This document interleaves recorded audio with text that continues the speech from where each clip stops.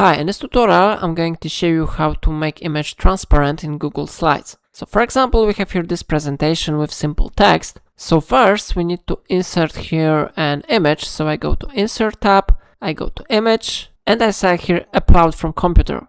Then I need to select which image I want to upload. So for example, I select this image and I click Open button. After that, it will be successfully inserted to our presentation. So now we can change position of this image.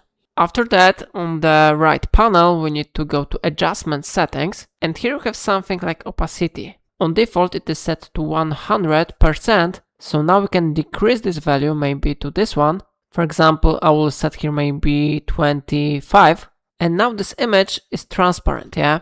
How you see, it really works. If I helped you to change opacity and make your image transparent in Google Slides, remember to like this tutorial and subscribe my channel. Please let me know in comment if it solved your problem.